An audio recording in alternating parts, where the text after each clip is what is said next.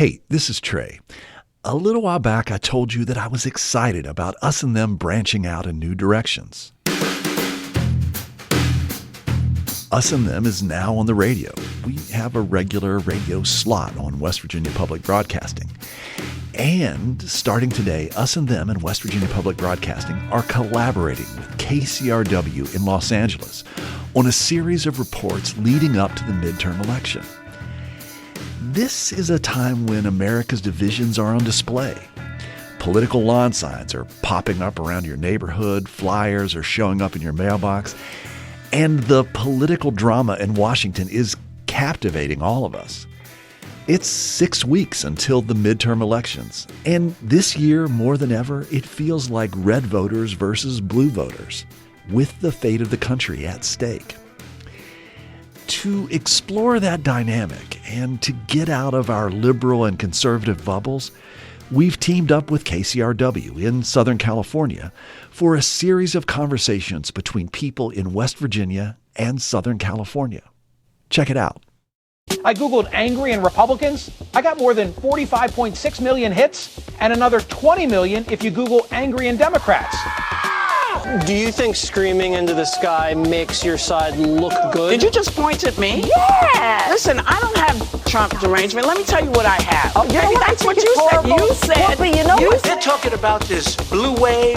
I think it could be a red wave. I tell you what. Really, I think it should be a red wave. If you really listen, we sound like we're two different countries. Red America and Blue America. We're here to change that. Welcome to Red State, Blue State, a weekly chat between Trump country and the blue bubble. I'm Trey K., host of the Us and Them podcast, coming to you from West Virginia Public Broadcasting. And I'm Cherry Glazer, a host at KCRW in Santa Monica, California. Over the next couple months, you'll hear conversations that walk the political divide. It's kind of the city mouse versus country mouse divide. The partisan divide. Conversations between two parts of the country that, on the surface at least, could not be more different. West Virginia and California. And yes, this is on the airwaves in both states. Here in California, the question is not if there will be a blue wave in November, but how high? And here in West Virginia, many residents want to build a beachhead to guard against a blue wave, and they're rallying to protect the president. Here in California, most voters want to dump Trump. His approval rating hovers around 30%. And many West Virginians love that the president frequently visits their state, and they give him a 63% approval rating. That's one of the highest in the country. But you know, it isn't all about Trump, or quite that straightforward. The current political drama in Washington is just the latest symptom of our red-blue divide. So as we head into the midterm elections, imagine if we heard from real people, not just Washington people. To give you an idea about how some Appalachians are feeling about California, I visited with my cousin, Hollis Jones. He's a mechanic who has a lawnmower repair shop in the Shenandoah Valley of Virginia. Here it is. The world of repair. He's not a Virginian. He's a West Virginian. He grew up here. And he says that there are some things about California that he can really appreciate. California is a beautiful state. I've been there a few times in my life. I've ridden my motorcycle from the Northern California border and on up into Oregon and Washington, and then down as far as Bakersfield and back across, heading back to Colorado. Knock a little grass off. There are places there that I could see myself living there, but I don't know that I could get along with the overall politics of the whole state.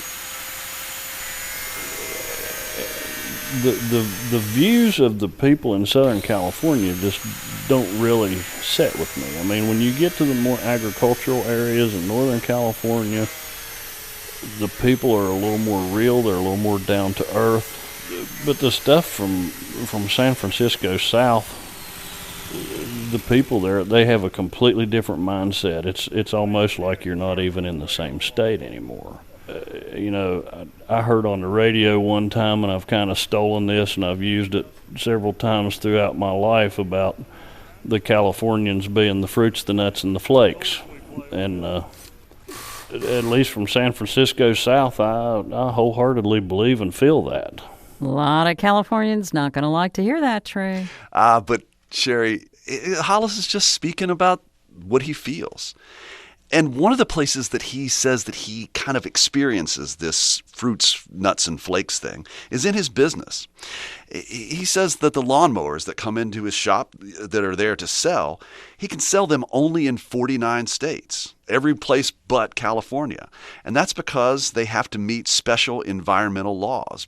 Another thing that really bugs Hollis is when he feels that people from the coastal regions are looking down their nose at him and making fun of his hillbilly twang and really just where he comes from. I'm the product of a junior high English teacher and a degreed electrical engineer.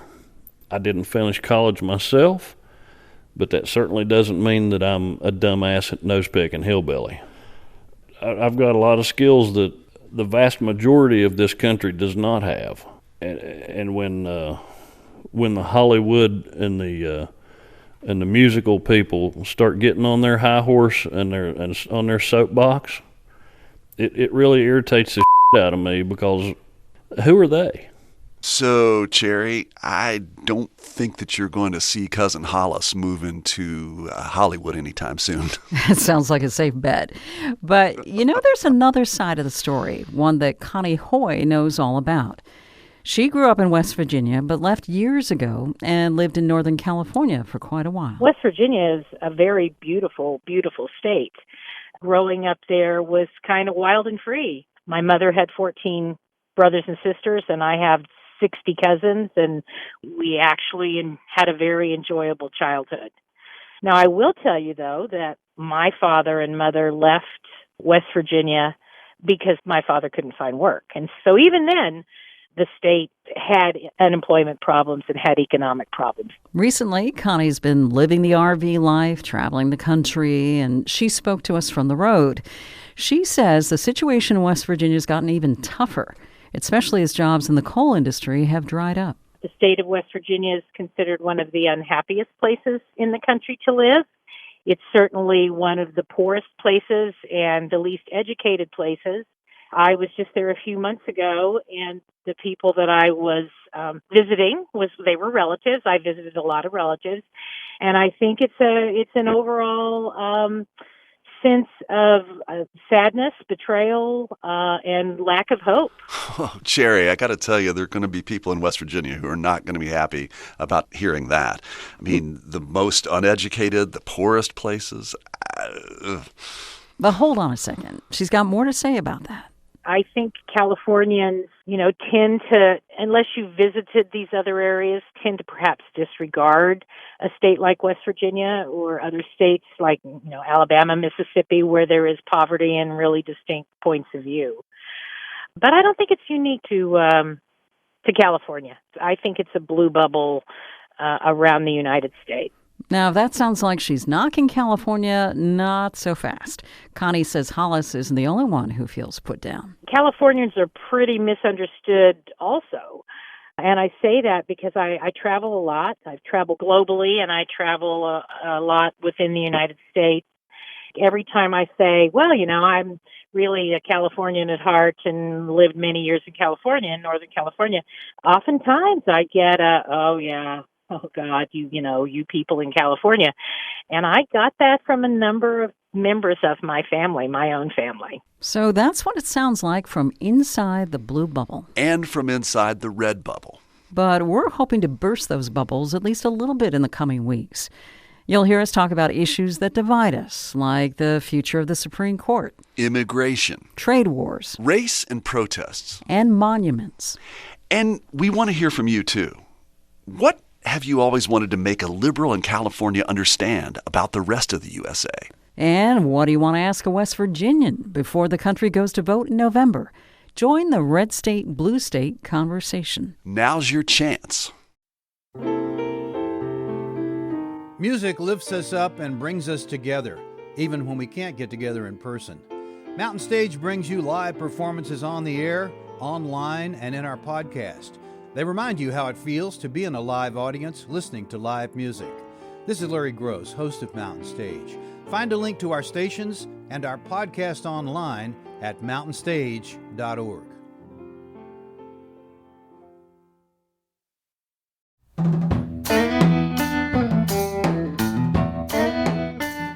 You've been listening to Red State, Blue State, a collaboration between Us and Them and KCRW in Santa Monica, California.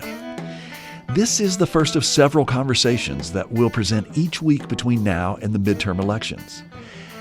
Would you like to be a part of this conversation?